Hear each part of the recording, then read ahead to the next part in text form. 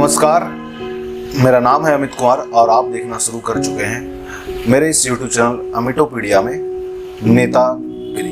नेतागिरी के इस एपिसोड में आज हम सभी बात करने वाले हैं देश के सबसे बेबस राष्ट्रपति के बारे में, यानी ज्ञानी जैल सिंह के बारे में।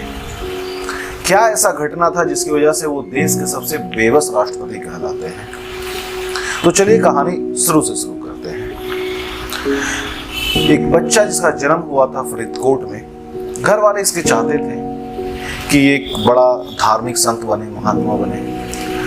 तो ये तालीम भी हासिल किए, इसका पूरा ट्रेनिंग कंप्लीट किए। लेकिन उसी बीच में क्या हुआ कि देश गुलाम था और ये गांधी बाबा के शरण में आ गए। गांधी बाबा के प्रभाव में आकर के, गांधी जी के प्रभाव में आकर के ये देश की आज़ादी की तरफ लगना शुरू कर गए और इसी वजह से उन्होंने उस वक्त फरीदकोट में कांग्रेस का स्थापना किया। उस वक्त फरीदकोट एक रियासत हुआ करता था, जिस कारण से फरीदकोट के राजा ने ज्ञानी जैल सिंह को जेल में डाल दिया। 5 साल तक ये जेल में रहे। जेल से जब रिहा हुए, देश आज़ाद हो चुका था। बाहर आने पर काफ़ी जोरदार स्वागत हुआ। इधर नेहरू ने ये इंश्योर किया कि इन्हें किसी ना किसी तरीके से कोई मंत्री का पद ही मिले और इस तरीके से उनका राजनीतिक कद और सफर बढ़ते गया। फिर इंदिरा गांधी आला कमान बनी कांग्रेस की। इंदिरा गांधी के हाथ में सत्ता आता है और उस वक्त समय था 1972 का। इंदिरा गांधी अपने पूरे जोर लगा करके ज्ञानी जैल सिंह को पंजाब का सीएम नियुक्त करवाती है और ये ज्ञानी जैल सिंह जब पंजाब के मुख्यमंत्री हुआ करते थे तो एक साथ ये 2 काम को कंप्लीट करने का प्रयास कर रहे थे। एक तरफ ये चाह रहे थे कि पंजाब में सिखों का जो धार्मिक मान भाव है वो बना रहे और साथ ही साथ ये वही दौर है जिस दौर में पंजाब गेहूं का कटोरा बना। पंजाब सबसे बड़ा गेहूं उत्पादक राज्य बना भारत का। उसी बीच में अकाली दल के तरफ से प्रकाश सिंह बादल आनंदपुर साहिब चाहिए। आनंदपुर साहिब उनका ब्यौरा का नाम था जो अकाली दल लेके आए थे। इसके तहत ये अकाली दल चाहते थे कि पंजाब को और अधिक स्वायत्ता मिले। लगभग में एक देश के तरह, एक देश के अंदर एक देश बनने का बात हो रहा था। जाहिर सी बात है, हर एक पार्टी, हर एक नेता इसका विरोध करेंगे। सबों ने विरोध किया और वैसे स्थिति में चूंकि ये अकाली दल सिखों के सांप्रदायिक धार्मिक मुद्दे को साथ में ली हुई थी, इसी कारण से उन्हें सपोर्ट भी बहुत मिल रहा था। तो ऐसी स्थिति में कांग्रेस को चाहिए था कि कोई ऐसा व्यक्ति मिले जो अकालियों के भाषा में ही बात करता हो, लेकिन केंद्र के लिए बात करता हो, इंदिरा के लिए बात करता हो। और ऐसे में ज्ञानी जैल सिंह संजय गांधी का मुलाकात करवाते हैं जनरल सिंह भिंडरावाले से। जिस वक्त इन दोनों के बीच का ये दोस्ती परवान चढ़ रहा था, उस वक्त उन्हें एहसास नहीं था कि ये वही भिंडरावाला बनने वाला है जिसकी वजह से ऑपरेशन ब्लू स्टार करना पड़ेगा, जिसकी वजह से सिख दंगे होंगे, जिसकी वजह से इंदिरा गांधी का हत्या होगा। ये इस बात का जरा सा भी भनक, जरा सा भी एहसास किसी को नहीं था। और दिनों दिन भिंडरावाले को इंदिरा का सपोर्ट मिलते रहा और इंदिरा का सपोर्ट पंजाब से मिलते रहा। धीरे धीरे भिंडरावाले का कद बढ़ते रहा और बढ़ते बढ़ते ये भिंडरावाले भी उसी राग को अलापने लगे कि जो अकाली दल जिस राग को अलाप रहे थे कि हमें एक स्वायत्तता भरा राज्य चाहिए, यानी हमें चाहिए क्या, आनंदपुर साहिब चाहिए। आनंदपुर साहिब उनका ब्यौरा का नाम था जो अकाली दल लेके आए थे। अब भिंडरावाले भी उसी रास्ते पर चलने लगा था, यानी यूं कह सकते हैं कि भिंडरावाला अब कांग्रेस के हाथ से, इंदिरा के हाथ से निकल चुका था। वक्त बदला, भिंडरावाले का मांग तो बढ़ते ही गया। इधर दौर आया 1980 का। इंदिरा गांधी प्रधानमंत्री बनी और अपने प्रधानमंत्री कार्यकाल में इंदिरा गांधी ने ज्ञानी जैल सिंह को गृह मंत्री घोषित कर दी। ज्ञानी जैल सिंह के बारे में कहा जाता है कि उन्होंने हर बार भिंडरावाले को बचाने का प्रयास किया है, लेकिन इधर पंजाब में स्थिति और बदतर होते जा रहा था। लोग केंद्र सरकार के खिलाफ और खासकर कांग्रेस के खिलाफ होते जा रहे थे। तो इंदिरा गांधी अपना एक आखिरी फांसा फेंकती है सिखों को अपने तरफ करने के लिए। 1982 का दौर आता है और ज्ञानी जेल सिंह को इंदिरा गांधी राष्ट्रपति नियुक्त कर देती है। इसी वक्त ज्ञानी जेल सिंह का एक चर्चित भाषण जो बड़ा फेमस हुआ इतिहास में, जिसमें वो बोलते हैं कि मैं अपने नेता के सारी बातों को मानूंगा, अगर वो मुझे बोलेंगे कि झाड़ू उठाओ तो मैं झाड़ू भी उठाऊंगा। ये बड़ा ही विवादित और चर्चित भाषण रहा एक राष्ट्रपति के तौर से। उसी के कुछ समय बाद 31 मई, तारीख याद रखिएगा, 31 मई 1984 राष्ट्रपति भवन पहुंचती है प्रधानमंत्री इंदिरा गांधी। राष्ट्रपति जेल सिंह और इंदिरा गांधी दोनों के बीच में लगभग 1 से अधिक घंटे का मीटिंग होता है। उसके बाद वो अपने घर चली जाती है। और इधर 1 जून 1984, याद रखिए 31 मई को मीटिंग हुआ, 1 जून 1984 इस दिन ऑपरेशन ब्लू स्टार छिड़ जाता है पंजाब में। ऑपरेशन ब्लू स्टार क्या है, ये मैं आगे के किसी वीडियोज में आपको क्लियर करा दूंगा। जिन्हें पता है वो तो बेहतर है, थोड़ा सा मैं आपको बता देता हूँ कि इसमें हमला हुआ था जनरल सिंह भिंडरावाला पे, और भिंडरावाला उस वक्त छिपा हुआ था हरमंदिर साहब, यानी जिसे गोल्डन टेम्पल हम लोग बोलते हैं, उस गोल्डन टेम्पल पर। यानी कुल मिला के बोल सकते हैं कि गोल्डन टेम्पल के परिसर में हमला हुआ था भिंडरावाले को मारने के लिए। ज्ञानी जेल सिंह को इस बात का जरा सा भी भनक नहीं था। उन्हें बिल्कुल भी पता नहीं था बतौर राष्ट्रपति कि उनकी सेनाएं इस तरह से हमला करने वाली है, जबकि संवैधानिक स्थिति को अगर देखा जाए तो राष्ट्रपति तीनों सेनाओं का सर्वोच्च होता है, प्रमुख होता है। सेनाएं कभी भी कहीं भी अगर अटैक करेगी तो उसका पूरा ब्यौरा राष्ट्रपति को पता होना चाहिए, लेकिन यहाँ पर राष्ट्रपति को पता भी नहीं था। ऑपरेशन शुरू होने के कुछ घंटों के बाद ज्ञानी जेल सिंह को न्यूज के माध्यम से, टीवी के माध्यम से पता चल जाता है कि हरमंदिर साहब पर हमला किया गया है। यह ऑपरेशन तो सक्सेसफुल होता है, भिंडरावाला मारा जाता है, लेकिन पंजाब में स्थिति बहुत गंभीर हो जाता है।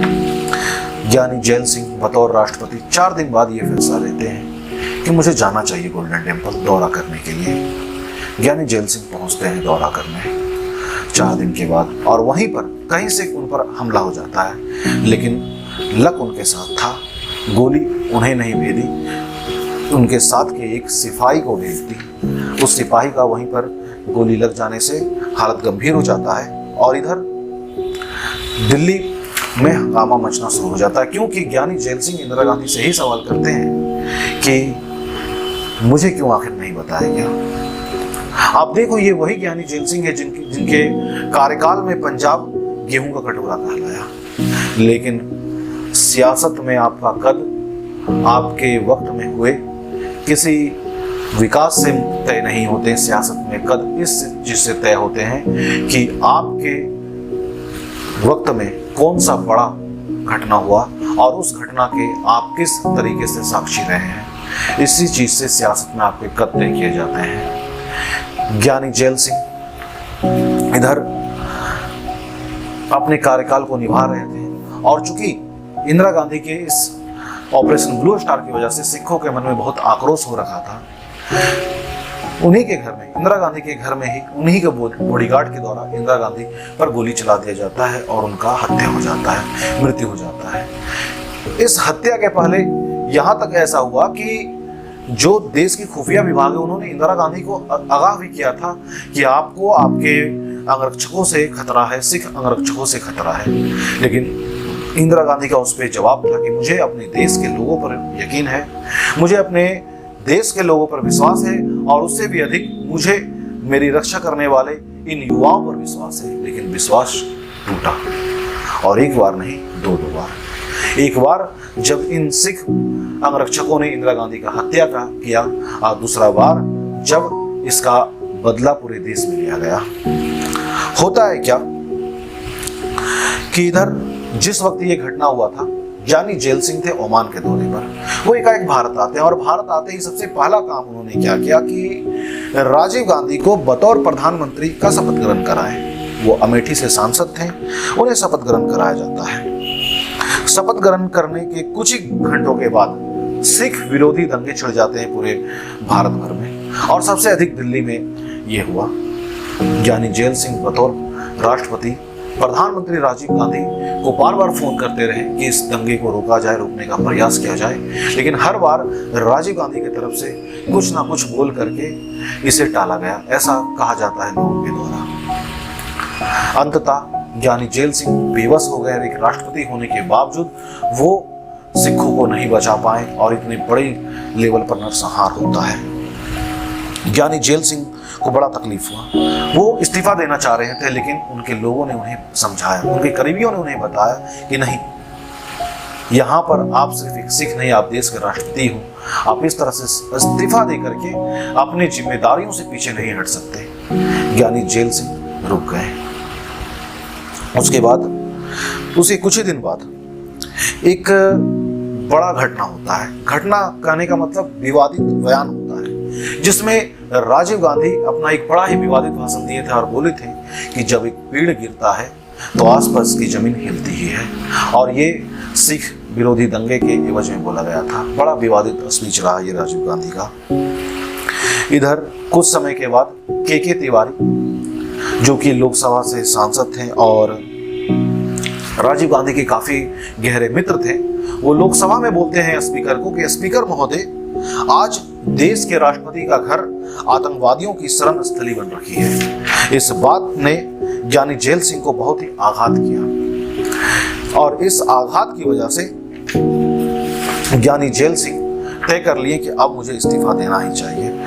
लेकिन फिर उन्हें लगा कि मैं क्यों दूं, जिन्होंने गलत बोला है वो दे। इस बार ज्ञानी झैल सिंह अपना एड़ी चोटी का जोड़ लगा दिए के तिवारी को पार्टी से बर्खास्त करने के लिए, और उनके जोर की वजह से, चूंकि राष्ट्रपति थे तो उनके जोर की वजह से के तिवारी को बर्खास्त तो किया गया, लेकिन साथ ही साथ ज्ञानी झैल सिंह भी राजीव गांधी और कांग्रेस के दिल से उतरने लगे। समय कुछ और बदला। राजीव गांधी एक प्रस्ताव लेके आए थे Indian post office amendment bill का। कहा जाता है कि इस पे ज्ञानी झैल सिंह अपने व्यक्तिगत मतभेद की वजह से इसमें पॉकेट वीटो लगा दिए। पॉकेट वीटो एक संवैधानिक टर्म है। इसमें होता है क्या कि अमूमन तो कोई राष्ट्रपति इनका इस्तेमाल नहीं करते हैं भारत में, लेकिन इसका मीनिंग क्या है ये जान लो। इस पॉकेट वीटो अर्थात राष्ट्रपति का वो अधिकार जिसमें वो किसी भी बिल को अनिश्चित काल तक के लिए रोके रख सकता हो, तो पॉकेट वीटो लगा दिए।